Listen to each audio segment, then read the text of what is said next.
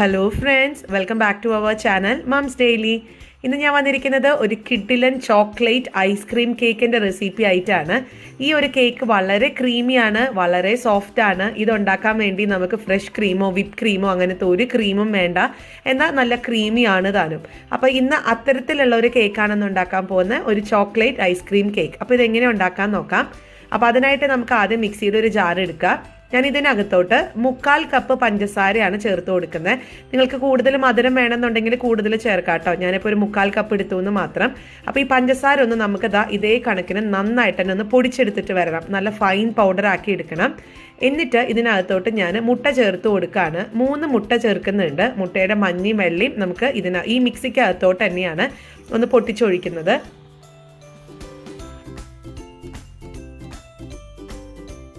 അടുത്തത് ഇതിനകത്തോട്ട് നമുക്ക് 1/2 കപ്പ് ഓയിൽ ചേർത്ത് കൊടുക്കാം. ഇത് നിങ്ങൾക്ക് വെജിറ്റബിൾ ഓയിലോ സൺഫ്ലവർ ഓയിലോ യൂസ് ചെയ്യാം. ഇനി അതല്ലാന്നുണ്ടെങ്കിൽ അതിന് പകരം ബട്ടർ യൂസ് ചെയ്യാം. ബട്ടർ യൂസ് ചെയ്യുമ്പോൾ റൂം ടെമ്പറേച്ചറിലുള്ള ബട്ടർ യൂസ് ചെയ്യാൻ നോക്കുക.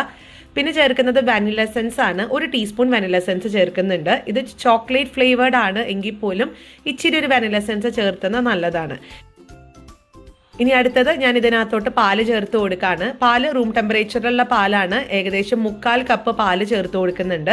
അപ്പം ഈ പാല്, മുട്ട, അതുപോലെ തന്നെ ബട്ടർ ഇതൊക്കെ എടുക്കുമ്പോൾ റൂം ടെമ്പറേച്ചറിലാണ് എന്നുള്ളത് ഉറപ്പ് വരുത്തുക. ഇനി ഇതെല്ലാം കൂടെ മിക്സിയിൽ നന്നായിട്ട് തന്നെ 1 മിനിറ്റോളം സമയം എടുത്തൊന്ന് അടിച്ചെടുക്കുമ്പം ഈ ഒരു കണക്കിന് നന്നായിട്ട് പതഞ്ഞു വരുന്ന ഒരു എന്താ പറയുക മിക്സായിട്ട് നമുക്ക് കിട്ടും. അത് ഇതുപോലെ ഒരു ബൗളിനകത്തോട്ട് നമുക്കൊന്ന് മാറ്റി ഒഴിക്കാം. ഇനിയാണ് ഇതിനകത്തോട്ട് നമ്മൾ പൊടികൾ ചേർത്ത് കൊടുക്കുന്നത്. അപ്പോൾ പൊടികൾ ചേർത്ത് കൊടുക്കുന്നതിന് മുൻപ് ഇതുപോലെ ഒരു അരിപ്പ വെക്കുക. അരിപ്പയ്ക്കകത്തോട്ടാണ് പൊടികൾ ചേർത്ത് കൊടുക്കുക. ഞാൻ ഇന്നിവിടെ 1/4 കപ്പ് മൈദപ്പൊടിയാണ് എടുത്തിരിക്കുന്നത് കേട്ടോ. മൈദപ്പൊടി നിങ്ങൾക്ക് അല്ലെങ്കിൽ ഗോതമ്പ് പൊടി വെച്ചിട്ടും ഇത് ചെയ്തെടുക്കാം. അപ്പോൾ ഞാൻ മൈദപ്പൊടി 1/4 കപ്പ് എടുക്കുമ്പം അതിനകത്തോട്ട് 1 ടീസ്പൂൺ ബേക്കിംഗ് പൗഡറും 1/4 ടീസ്പൂൺ ബേക്കിംഗ് സോഡയും ചേർത്ത് കൊടുക്കുന്നുണ്ട്. അതോടൊപ്പം തന്നെ 1/2 കപ്പ് കൊക്കോ പൗഡറും ചേർത്ത് കൊടുക്കാം. പിന്നെ ഒരു നുള്ളു ഉപ്പ്, അത് ഇടുന്ന വീഡിയോ പെട്ടിട്ടില്ല, പക്ഷെ മേലൊക്കെ എടുക്കുന്നത് 1-2 നുള്ള ഉപ്പ്, ഒന്ന് മധുരമൊക്കെ ബാലൻസ് ചെയ്യാൻ വേണ്ടിയിട്ട്. ഇനി ഇതെല്ലാം കൂടെ നന്നായിട്ടൊന്ന് അരിച്ചെടുക്കുക. പിന്നെ കൊക്കോ പൗഡർ തന്നെ പലതും ഉണ്ട്, ഡാർക്കുണ്ട്, ലൈറ്റും ഉണ്ട്. ഞാനിവിടെ എടുത്തിരിക്കുന്നത് ലൈറ്റാണ്. അപ്പം നിങ്ങൾക്ക് ലൈറ്റ് ആയതുകൊണ്ടാണ് ഞാനിപ്പോൾ ഇവിടെ 1/2 കപ്പ് എടുത്തിരിക്കുന്നത്. ഡാർക്കാണ് അതായത് ഡാർക്ക് കൊക്കോ പൗഡറാണ് എന്നുണ്ടെങ്കിൽ അത്രയും വേണ്ട, അതിൻ്റെ പകുതി മതി, ഏകദേശം ഒരു 1/4 കപ്പ് മതിയാവും. എന്നിട്ട് ഇതേപോലെ നന്നായിട്ട് അരിക്കാം. നമ്മളിങ്ങനെ അരിക്കുന്നത് എന്തിനാണെന്ന് വെച്ചാൽ നിങ്ങൾക്കിപ്പോൾ ഈ അരിപ്പയിൽ നോക്കിയാൽ കാണാം, ഇങ്ങനെ ചെറിയ കട്ടകൾ ഇങ്ങനെ കിടക്കുന്നത് കാണാം. അപ്പം നമ്മളിത് അരിക്കാതെ നേരിട്ടിട്ട് തന്നെ ഈ ബൗളിനകത്തോട്ട് ഇടുവാണെങ്കിൽ ഈ കട്ടകളെല്ലാം ഈ നമ്മുടെ മിക്സിനകത്ത് ഉണ്ടാവും. അങ്ങനെ വരുമ്പോൾ കേക്ക് ബേക്ക് ചെയ്ത് കഴിയുമ്പോഴത്തേക്കും ആ കട്ടകൾ ഇരിക്കുന്ന ഭാഗമൊക്കെ വേവാത്ത പോലെയും സോഫ്റ്റ് ആവാതൊക്കെ ഇരിക്കും. അപ്പം അതുകൊണ്ടാണ് നമ്മളിങ്ങനെ അരിച്ചിട്ട് എടുക്കുന്നത് കേട്ടോ. ഇനി ചെയ്യാനുള്ളത് ഇതെല്ലാം ഈ ഒരു ബാറ്റർ ഒന്ന് കേക്കിൻ്റെ ആ ഒരു കൺസിസ്റ്റൻസിയിലോട്ട് കൊണ്ടുവരാനായിട്ട് നമുക്കിത് നന്നായിട്ട് തന്നെ ഒന്ന് മിക്സ് ചെയ്യാം. മിക്സ് ചെയ്യുന്ന സമയത്ത് ശ്രദ്ധിക്കുക, ഒരു സൈഡിലോട്ട് മാത്രം തന്നെ മിക്സ് ചെയ്യാൻ ശ്രദ്ധിക്കുക. അല്ലാത്ത പക്ഷം ഇതിന് ചെറിയൊരു എന്താ പറയുക, ഇപ്പം എന്നോട് കുറേ പേര് ചോദിക്കാറുണ്ട് എന്തുകൊണ്ട് ഇതിപ്പോൾ അങ്ങനെ നമ്മൾ മൊത്തം മിക്സ് ചെയ്ത് കഴിഞ്ഞാൽ അങ്ങോട്ടും ഇങ്ങോട്ടും മിക്സ് ചെയ്ത് കഴിഞ്ഞാൽ എന്താ കുഴപ്പമെന്നൊക്കെ ചോദിക്കാറുണ്ട്. നമുക്ക് ആ ഒരു ഡിഫറൻസ് അറിയാൻ പറ്റും. നമ്മൾ ഒരു സൈഡിലോട്ട് മാത്രം നമ്മൾ തിരിച്ചുണ്ടാക്കുന്ന കേക്കും പല രീതിയിൽ നമ്മൾ കറിയൊക്കെ ഇളക്കുന്നത് പോലെ നമ്മൾ ചെയ്യുന്ന കേക്കിന് നമ്മൾ ആ ഒരു ഡിഫറൻസ് അറിയാൻ പറ്റും കേട്ടോ. അപ്പോൾ നിങ്ങൾ ചെയ്യേണ്ടത് ഒരു സൈഡിലോട്ട് മാത്രം ഫോൾഡ് ചെയ്ത് എടുക്കുക. അപ്പോൾ ഇതിനെ കണ്ടോ, ഇതിങ്ങനെ ഫോൾഡിങ് മെത്തേഡ് എന്നാണ് പറയുക.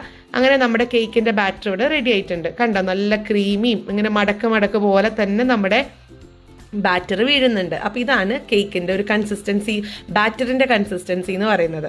ഇനി നമുക്ക് ഇതൊരു പാത്രത്തിൽ, ഒരു കേക്ക് ടിന്നിലോട്ടോ, അല്ലെങ്കിൽ നിങ്ങളുടെ കേക്ക് ടിൻ വേണമെന്ന് ഒരു നിർബന്ധമൊന്നുമില്ല, ഏതെങ്കിലും ഒരു സ്റ്റീൽ പാത്രത്തിലാണെങ്കിൽ നമുക്ക് ഉണ്ടാക്കിയെടുക്കാൻ പറ്റും.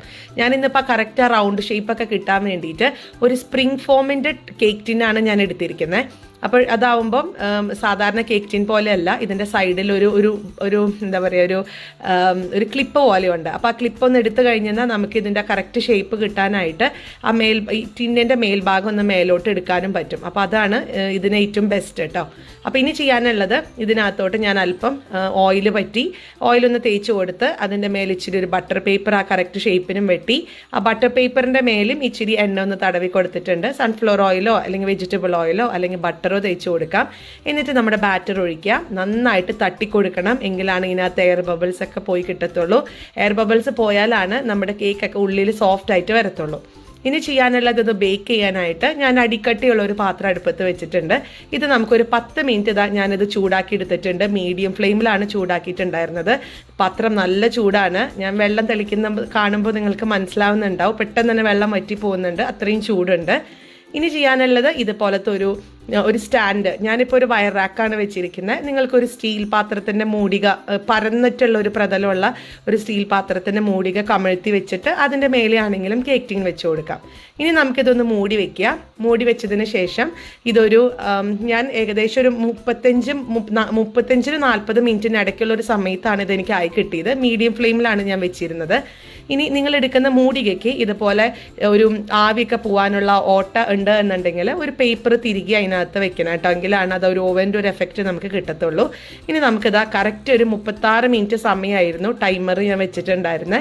36 മിനിറ്റിൽ ഞാൻ തുറന്നു നോക്കി ഞാനൊരു സ്ക്യൂവർ അല്ലെങ്കിൽ ഒരു ടൂത്ത് പിക്കർ വെച്ചിട്ട് ഇതിൻ്റെ നടുക്കൊന്ന് കുത്തിയെടുക്കുക. നല്ല എന്താ ഒട്ടിപ്പിടിക്കാതെയൊക്കെ വന്നിട്ടുണ്ടെങ്കിൽ അതിനർത്ഥം ഇതിൻ്റെ അകമൊക്കെ വെന്തിട്ടുണ്ടെന്നാണ്. അപ്പം ഞാൻ പുറംഭാഗം കണ്ടോ, ഒട്ടൊന്നും ഒട്ടിപ്പിടിക്കുക അങ്ങനെയൊന്നുമില്ല. ഞാൻ ഫ്ലെയിം ഓഫ് ചെയ്തു.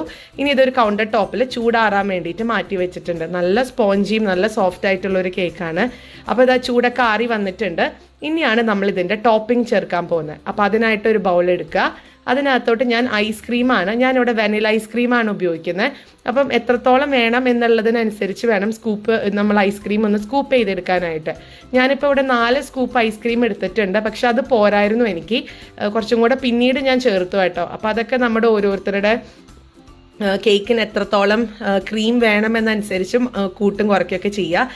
നിങ്ങൾക്ക് 2 രീതിയിൽ ചെയ്യാം. ഒന്ന്, നമ്മുടെ ബീറ്റർ ഉപയോഗിക്കുകയാണെന്നുണ്ടെങ്കിൽ നമുക്കിതാ ഇതേപോലെ ആ ഒരു ഫ്രീസറിൽ നിന്ന് തന്നെ നേരിട്ട് എടുത്തിട്ടുള്ള ഐസ്ക്രീം ബീറ്റർ വെച്ച് ഇങ്ങനെ നമുക്ക് ഒരു ക്രീമി ടെക്സ്ചറിലോട്ട് കൊണ്ടുവരാം. അതൊരു മെത്തേഡാണ്. ഇനി ബീറ്റർ ഇല്ല എന്നുണ്ടെങ്കിൽ നമുക്ക് വിസ്ക് വെച്ചിട്ടാണ് ചെയ്യുന്നത് എന്നുണ്ടെങ്കിൽ ഒന്ന് ഐസ്ക്രീം ചെറുതായിട്ടൊന്ന് മെൽറ്റ് ആക്കുക. അല്ലെങ്കിൽ നിങ്ങൾ റൂം ടെമ്പറേച്ചറിലോട്ട് കൊണ്ടുവന്നാൽ മതി. ഏകദേശം ഒരു അരമണിക്കൂറൊക്കെ മുന്നേ ഒന്ന് പുറത്തെടുത്ത് വെക്കുക ഫ്രീസറിൽ നിന്ന്.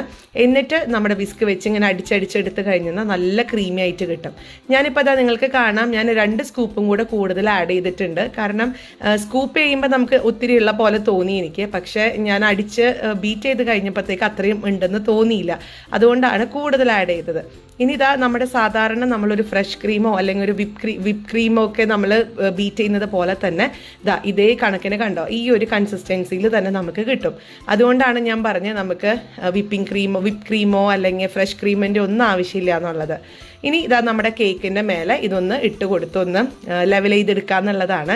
പിന്നെ ഒരു പ്രത്യേകം കാര്യം ശ്രദ്ധിക്കുക, നമ്മുടെ കേക്കിൻ്റെ ചൂട് മുഴുവനായിട്ടും മാറി എന്നുള്ളത് ഉറപ്പ് വരുത്തണം കേട്ടോ. കാരണം നമ്മുടെ കേക്കിന് ചൂടുണ്ടാവുകയും നമ്മൾ ഈ ഐസ്ക്രീം ഇതുപോലെ ഒന്ന് ബീറ്റ് ചെയ്തിട്ട് ഇതിൻ്റെ മേലെ ഒഴിക്കുമ്പോൾ കേക്കിൻ്റെ ചൂട് കൊണ്ട് ഐസ്ക്രീം മെൽറ്റ് ആവാൻ സാധ്യതയുണ്ട്. അപ്പോൾ അതൊന്ന് പ്രത്യേകം ശ്രദ്ധിക്കണം.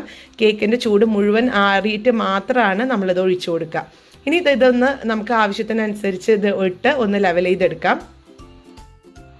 അപ്പോൾ അതാ ഞാൻ കുറച്ചും കൂടെ ഒരു 2 സ്കൂപ്പും കൂടെ പിന്നെയും ഞാൻ ബീറ്റ് ചെയ്തു. അതാണ് ഞാനിപ്പോൾ ഇട്ട് കൊടുക്കുന്നത്.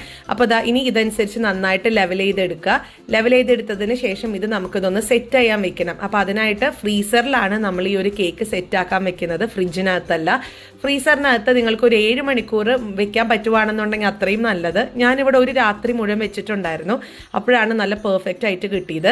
അപ്പോൾ നിങ്ങൾക്ക് കൂടുതൽ സമയം ഒരു മിനിമം ഒരു 5 മണിക്കൂറെങ്കിലും വെക്കാൻ പ്രത്യേകം ശ്രദ്ധിക്കുക ഫ്രീസറിൽ കേട്ടോ.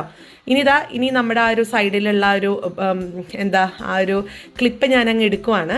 അപ്പം ഒരു സൈഡ് ഇങ്ങനെ കറക്റ്റായിട്ട് കിട്ടി, പക്ഷെ വേറൊരു സൈഡിൽ ഇങ്ങനെ പറ്റി പിടിച്ചിരിക്കുന്നുണ്ട്. അപ്പോൾ അത് കുഴപ്പമൊന്നുമില്ല. ഒരു സ്പാച്ചുല വെച്ചിട്ട് നമുക്കത് ചെറുതായിട്ടൊന്ന് അകത്തി കൊടുത്തു കഴിഞ്ഞിട്ട് അത് ഒന്ന് പൊന്തിച്ചെടുക്കുവാണെങ്കിൽ ഈസി ആയിട്ട് കിട്ടും. കാരണം ഐസ്ക്രീം അല്ല, അതിങ്ങനെ ഐസൊക്കെ പിടിച്ചിങ്ങനെ പറ്റി പിടിച്ചിരിക്കുന്നതാണ്. അത് കുഴപ്പമില്ല, ഞാനിപ്പോൾ കാണിക്കാം.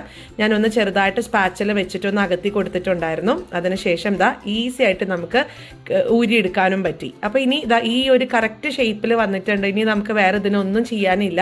നമുക്കിത് ഇങ്ങനെ തന്നെ സെർവ് ചെയ്യാം. പക്ഷെ ഞാൻ ഇന്ന് ക്രീം ഇത് കടയിൽ നിന്ന് മേടിച്ചിട്ടുള്ള ക്രീമാണ് കേട്ടോ. ഇത് ആ ഒരു നമ്മളിങ്ങനെ ഒരു നമുക്ക് സ്ക്വേർട്ട് ചെയ്യാൻ പറ്റുന്ന ഒരു ക്രീമാണ്. അപ്പോൾ ആ ഒരു ക്രീം എടുത്തിട്ട് ഇതിൻ്റെ മേലൊക്കെ ഒന്ന് ഡെക്കറേറ്റ് ചെയ്യാൻ വെക്കുന്നുണ്ട്.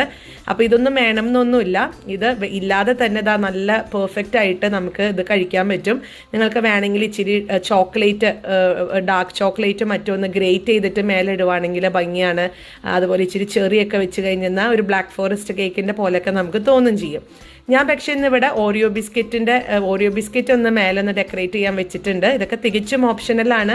ഞാൻ വീഡിയോയ്ക്ക് കാണാൻ ഭംഗിക്ക് വേണ്ടി മാത്രമാണ് ഈ ഒരു ഓറിയോ ബിസ്ക്കറ്റ് വെച്ചത്. ഇനി നിങ്ങൾക്കൊരു ഐഡിയയും കൂടെ കിട്ടിക്കോട്ടെ എന്ന് ഓർത്തിട്ടാണ് കേട്ടോ. അപ്പോൾ ഇനി നമുക്കിതൊന്ന് മുറിച്ചെടുക്കാം. അപ്പോൾ ഇതാ അത്രയേ ഉള്ളൂ. വളരെ സിമ്പിളും ഈസി ആയിട്ടുള്ള വായിലിട്ട് അലിഞ്ഞു പോകുന്ന തരത്തിലുള്ള ഒരു കേക്കാണ്. എല്ലാവരും ട്രൈ ചെയ്യുക.